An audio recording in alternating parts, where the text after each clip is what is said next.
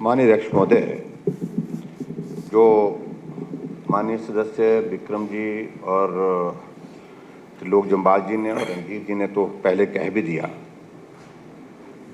मुझे लगता है कि मैं उनकी बात को सपोर्ट करता हूं। और सपोर्ट करने की वजह यह है कि एक तो सामने हम सरकार को देख रहे हैं कि ऐसी सोच बन गई है कि ज़्यादा चाहिए, जल्दी चाहिए, अभी चाहिए। और ठीक विक्रम जी ने बड़ी जो हमारी पहाड़ी यहाँ में इसमें कि भी अगर मुर्गी अंडे दे रही है तो कहीं उस पर ही संतोष करना चाहिए, क्योंकि अंडा मिलता रहेगा। अगर मुर्गी ही मार दी तो उस सूरत में ना अंडा मिलेगा फिर आने वाले समय में, ना मुर्गी रहेगी। परिस्थिति तो ये पैदा हो रही है। एक तरफ से माननीय मुख्यमंत्री जा रहे हैं इन्वेस्टर्स को अट्रैक्ट करने के लिए, उनको इन्विटेशन देने के लिए दुबई। एक तरफ से आप कह रहे हैं कि प्राइवेट सेक्टर का इन्वेस्टमेंट हिमाचल प्रदेश में आना चाहिए, और हम इसके पक्षधर हैं, क्योंकि प्राइवेट सेक्टर के इन्वेस्टमेंट आना चाहिए। क्यों नहीं आना चाहिए? आना चाहिए। उनका कंट्रीब्यूशन हिमाचल की डेवलपमेंट में होना चाहिए। लेकिन इस प्रकार के हालात हम पैदा करेंगे, हम पावर टैरिफ हम बढ़ा करके दे रहे हैं। जो एकमात्र अट्रैक्शन हिमाचल प्रदेश में था, जो पर्टिकुलरली कि हिमाचल प्रदेश में क्यों आते थे कि यहाँ पर एश्योर्ड पावर सप्लाई मिलती थी और सस्ती मिलती थी। और उसके बाद इंडस्ट्री हिमाचल प्रदेश में आई, और आज हमारे एडजॉइनिंग स्टेट ने हमसे सस्ती कर दी बिजली। इंडस्ट्री वाले बोलते थे जिस कारण से हम हिमाचल में आए थे इंडस्ट्री लगाने के लिए, वो तो कारण ही खत्म हो गया। अब हमको हरियाणा में सस्ती मिल रही है, पंजाब में सस्ती मिल रही है, उत्तराखंड में सस्ती मिल रही है, यूपी में सस्ती मिल रही है। हम काहे को रहे हैं आपके यहाँ? इसलिए अध्यक्ष महोदय, हमको सोचना है, थोड़ा बैलेंस करना पड़ेगा। और बैलेंस करने के लिए ये बहुत आवश्यक है, जो पर्टिकुलरली जो आज की ये भी जो अमेंडमेंट, एक तो मैं भाई मुकेश जी वाली इनके विभाग से संबंधित जो वाटर कमीशन का जो एक साल में ही आपको अमेंडमेंट लानी पड़ गई। पहले क्यों नहीं सोचा इस सारी चीज को लेकर? प्लीज दैट स्टैंड पास्ट ना हो गया, लेकिन मैं जिक्र कर रहा हूँ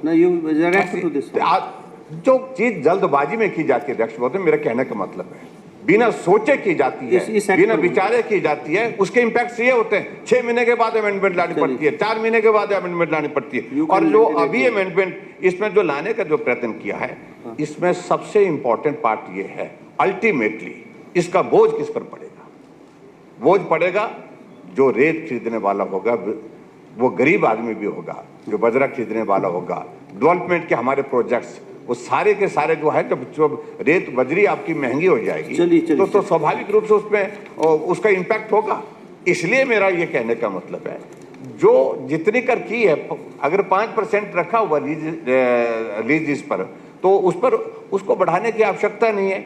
और जो खासतौर से जिसका जिक्र त्रिलोक जी ने जोर से किया, क्योंकि जो आपने जो अमेंडमेंट जो उसमें जो आपकी जो मंशा है, जो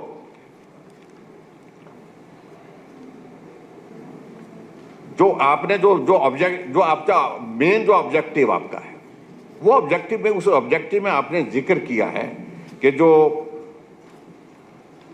duty on the transfer of property by companies on merger, amalgamation, demerger और डिसोल्यूशन, ये इस पर आपने बात कही है।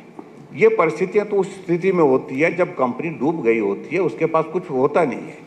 और ऐसी सिख कंपनी, सिख यूनिट को हमको रिवाइव करने के लिए प्लान करते हैं। हम के बीच चलो, अगर कोई काम करते करते बिल्कुल गिर ही गया हालात के मुताबिक, उसको थोड़ा खड़ा करके मदद करने की कोशिश की जाती है, एडजॉइनिंग स्टेट में की जाती है, वहाँ की पॉलिसीज में की जाती है।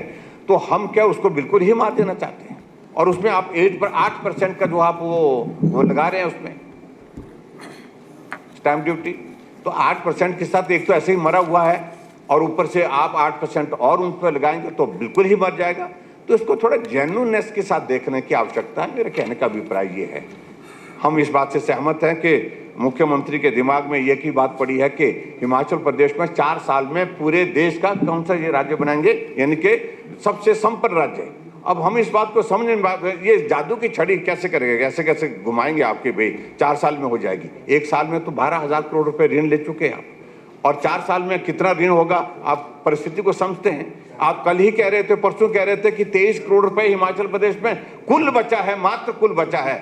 और ऐसे हालात में 4 साल में पूरे देश में हिमाचल को सबसे समृद्ध राज्य बनाने की बातें कह रहे हैं। मेहरबानी करके ये फार्मूला हमको बता दो, क्या फार्मूला है। और या तो मेरा कहने का मतलब बहुत हो गई ये कहानी झूठ की, ये गारंटी की, मेहरबानी करके इनको बंद करिए, मैं यही कहना चाहूँगा। अध्यक्ष महोदय, मैं यही कहूँगा कि मुझे लगता है कि ये जो अमेंडमेंट लाई गई इसकी आवश्यकता नहीं, इस पर पुनः विचार कर दे इसको फिलहाल।